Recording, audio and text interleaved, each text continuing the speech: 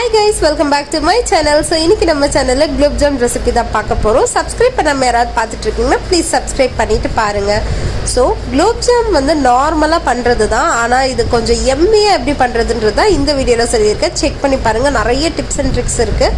So அதெல்லாம் நீங்கள் video ஃபுல்லாக பார்த்தா தான் உங்களுக்கு தெரிய வரும். எம்டிசி மிக்ஸ் எடுத்திருந்தேன், அதில் 1 pinch ஆஃப் சால்ட்டு, அதுக்கப்புறம் சும்மா வந்து லைட்டாக நம்ம வந்து இதில் மில்க் ஆட் பண்ணுறோம்.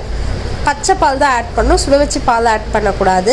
ஸோ மில்க் ஆட் பண்ணதுக்கப்புறம் இந்த அளவுக்கு கொஞ்சம் கெட்டி படுற டைமில் வந்து இந்த மாவு நம்ம வந்து பால்கோவா ஆட் பண்ணுறோம் அண்ட் கீயும் ஆட் பண்ணிக்கிறோம். நல்லா கலந்ததுக்கப்புறம் பார்த்திங்கன்னா உங்களுக்கு இந்த பதத்தில் வரும். எப்பயுமே இந்த மாவை வந்து ரொம்ப ஊற விடக்கூடாது. ஆக்சுவலாக இது நல்லா ஊறிடுச்சு அப்படின்னு சொன்னீங்கன்னா அந்த டைமில் நீங்கள் வந்து ஃப்ரை பண்ணி எடுக்கும்போது உங்களுக்கு ஃபுல்லாக ஸ்ப்ளிட்டன்ஸ் வர ஆரம்பிக்கும் அந்த குலோப் ஜாமில், அது உடஞ்சி போயிடும் உங்களுக்கு. ஸோ அது இல்லாமல் என்ன பண்ணோம் அப்படின்னா, நீங்கள் வந்து கலந்த உடனே கையில் வந்து கொஞ்சோண்டு நெய் தடவிட்டு இந்த மாதிரி உருண்டை பிடிக்க ஸ்டார்ட் பண்ணிடணும். உருண்டை பிடிக்க ஸ்டார்ட் பண்ணிவிட்டு நீங்கள் உருண்டை பிடிக்க வந்து நீங்கள் வந்து அதை ஃப்ரை பண்ணி எடுத்துக்கணும். ஸோ அந்த மாதிரி பண்ணால் மட்டும்தான் குலோப் ஜாம் வந்து உடையாமல் வரும். அதே மாதிரி இப்போ நீங்கள் உருட்டி இருக்கீங்க, ஒரு 10-15 உருட்டி இருக்கீங்கன்னா மாவு வந்து உங்களுக்கு வந்து திரும்பவும் கெட்டிப்பட்டுரும். ஸோ அப்போ நீங்கள் என்ன பண்ணணுன்னா திரும்பவும் இன்னும் கொஞ்சம் பால் சேர்த்து கலந்துக்கணும். இதெல்லாம் குட்டி குட்டி டிப்ஸு ஃபாலோ பண்ணிங்கன்னா உங்களுக்கு வந்து நல்ல டேஸ்டான, அதாவது உடையாமல் உங்களால் வந்து குலோப் ஜாம் பண்ண முடியும். அதுவும் சாப்பிடவும் ரொம்ப டிஃப்ரெண்ட்டாகவும் எம்மியாகவும் இருக்கும். ட்ரை பண்ணி பாருங்கள். ஸோ நான் வந்து பாகு பண்ணி எடுத்துக்கிறேன். பாகுன்றது வந்து ரொம்ப இதுவாக இல்லாமல் நீங்கள் வந்து ரொம்ப பாகு பதெல்லாம் வேண்டாம், சும்மா சர்க்கரை கலந்து கொஞ்சம் கலர் சேஞ்ச் ஆகி வந்தால் போதும். நீங்கள் ரொம்ப கெட்டியாக எடுத்துக்கிட்டீங்க அப்படின்னா உங்களுக்கு வந்து உள்ளே வந்து இந்த குலோப் ஜாமில் இந்த சிரப் இறங்காது.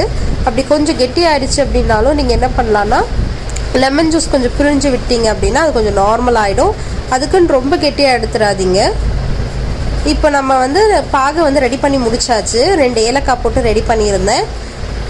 தண்ணி அதிகமாக சேர்க்காதீங்க. பாகு ரெடி பண்ணும்போது எந்த அளவுக்கு சர்க்கரை எடுக்கிறீங்களோ அதே அளவு தண்ணி ஆட் பண்ணிக்கோங்க, கரெக்டாக வரும் பாகு உங்களுக்கு. அண்ட் பாருங்கள், எப்பயுமே வந்து நம்ம குலோப் ஜாம் ஃப்ரை பண்ணும்போது எடுக்கிறது வந்து பேன் மாதிரியோ இல்லை கடாய் மாதிரியோ எடுத்தால் கொஞ்சம் நல்லாயிருக்கும். 1-2 தான் நீங்கள் ஆட் பண்ணணும், அதிகமாக ஆட் பண்ணக்கூடாது.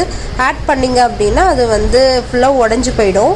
ஸோ நான் இப்போ இதை என்ன பண்ணியிருக்கேன் அப்படின்னு பார்த்தீங்கன்னா, முதல்ல எடுத்துகிட்டு நம்ம இந்த பாகும் ஆற விட்டுறணும்.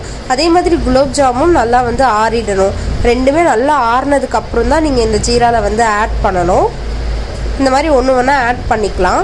ஆட் பண்ணிவிட்டு ஒரு 4 hours 5 hours கழித்து நீங்கள் பார்த்தீங்க அப்படின்னா உங்களுக்கு வந்து ஒரு நல்ல எம்மியாக இந்த மாதிரி ஊறிட்டு உங்களுக்கு வந்து குலோப் ஜாம் கிடைக்கும். கண்டிப்பாக வீட்டில் ட்ரை பண்ணி பாருங்கள், செம்ம எம்மியாக இருக்கும். ட்ரை பண்ணிவிட்டு கமெண்ட்ஸில் எப்படி வந்துச்சுன்னு சொல்லுங்கள்.